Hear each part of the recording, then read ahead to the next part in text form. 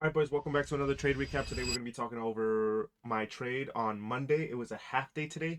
I'm also I'm interested in some puts right now, but we're going to see how market plays out because I'm going to be honest, I kind of missed the entry. I'll put up a little clip from the live stream. Again, this was all done on live. Today we actually caught a dub. If we go over to the journal, I would like to see like a reaction off of this level. 15-minute reaction, or like an SMT up here the 16th of February 2026 MES. This was my trade today. Get into the explanation in just a second. We took a short for 8 micro contracts, a reversal off of the 15-minute fair value gap, off the 5-minute close. This was my price. TP hit. I was leaving a runner all the way down to this level, which is actually the level that I think that will hit during Asia session, or at least a resweep of these lows. That's why I'm not really mad at missing the first trade, because there'll probably be a continuation model. But we will keep watching.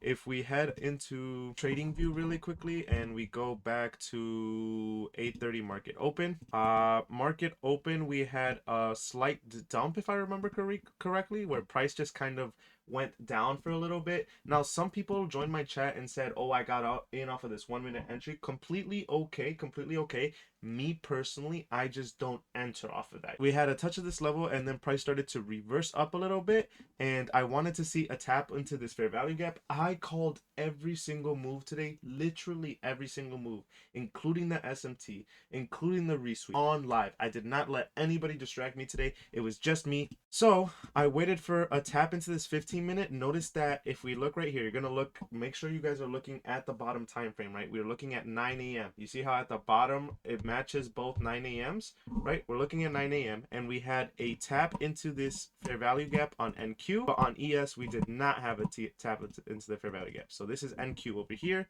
We had what is called an SMT divergence, which is just a difference in price, right? Where is it?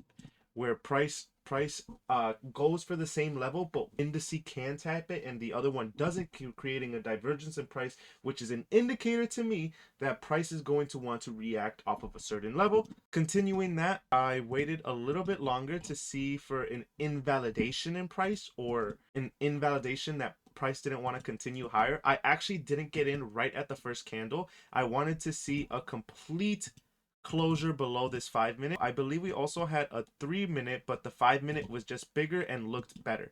So I waited another candle, and right before the second candle closed, I believe like right here. Well, actually, my fill was a little bit more deep, like right here. I got in for my full lot size with my draws towards this low, and my TP set at 1 to 2, and then leaving a runner for this level all the way down here. I actually took 5 contracts out here. I had 8 total and left 3 running. Price started to go to the downside. My first TP was 1 to 2. See, we had a nice little reversal, and then we came back and tagged my 1 to 2 right there. Then after tagging my 1 to 2 and creating a new low, I moved my stop down. So my stop was now here, right? So if we came up and touched this level, we were probably going to reverse. And it tagged me out for about $75 more. We tagged out and price started to reverse and then just started to consolidate, right? Remember, we had an early close, market close at 11:45 today. So that is why we probably reversed, and didn't want to continue down to this other level, which is why I think that we're going to go to this next oh shit, go to this next level starting now. I believe in this so much that I might get in right now live in this thing right here, but we're just gonna wait just a tad bit longer. Pretty simple though, boys. I'm actually really proud of this trade because it was super easy, and I called out literally everything on live, guys. So I mean, look, the thing with me is I'm unprofitable, but I truly do know a little bit of what the fuck I'm talking about. So I really hope you guys, stay here to watch on how the progression goes. Other than that, we have news tomorrow morning with unemployment. Oh shit. We do not have news tomorrow morning. We actually have news Wednesday with FOMC. So calling this out right now, it is very likely that tomorrow morning we might not get a trade because it might consolidate waiting for FOMC. Now, I don't know that for sure, so I'm still going to wake up and trade, but I'm going to go into the market with a precaution, knowing that we might not trade. Then we have core PCE price index on, then we have unemployment claims on Thursday. Now, I think these unemployment claims actually got moved from last week, but I'm not 100% sure on that. We're just going to play it by ear. And then Friday, we have PMI. which is a big trading day. Another big day where I go into the market kind of wanting to not trade just because PMI is very inconsistent, but we're just going to play it by ear. And there's again another chance that one of these days we actually don't move, even though there's a red folder, just because we're waiting for the next red folder.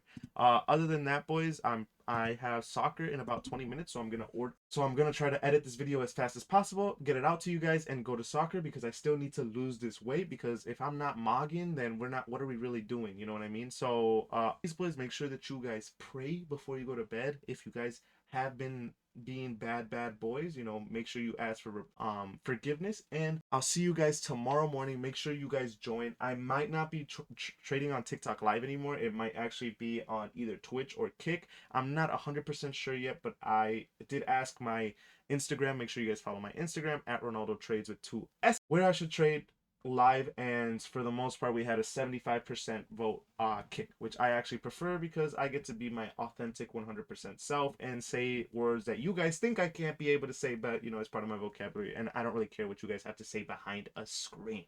Okay, see y'all, boys. Make sure you guys like the video, subscribe.